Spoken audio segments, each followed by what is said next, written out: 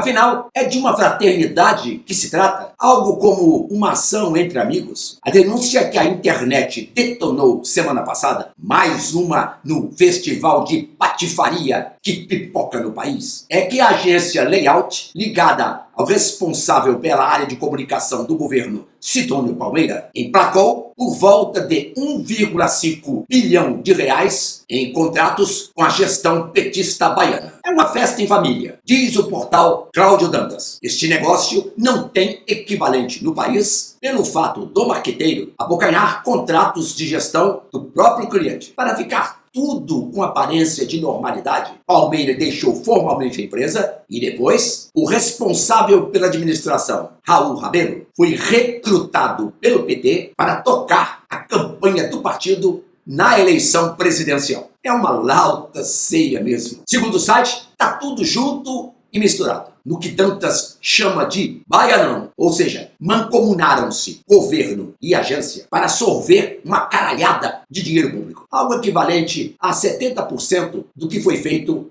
pelo governo estadual. Percebam que a mídia embalsamada das redações de esquerda engoliu o assunto e dele desvia, jogando factoides para distrair o consumidor. Tudo dentro do propósito de esconder os dejetos da tropa do poder. Há todo um método que faz coro com a idolatria socialista massiva do jornalismo. A imprensa é, em sua maioria, adesiva ao lulopetismo e tudo faz ao seu alcance para blindá-lo, e uma das maneiras é replicar com parcimônia informes reveladores de desvios de conduta, normalmente os que desnudam as entranhas da administração. Ao contrário, dispara baterias contra o inimigo para, de alguma forma, arrebentá-lo e, assim, influenciar as pessoas cuja cognição política não é fortemente crítica. É o que Luiz Pondé chama de adesão pelo viés. Esta notícia das traquinagens do titular da SECOM veio a lume como desdobramento dos portais de rede, porque a imprensa chapa branca ignorou o assunto. A explicação é óbvia.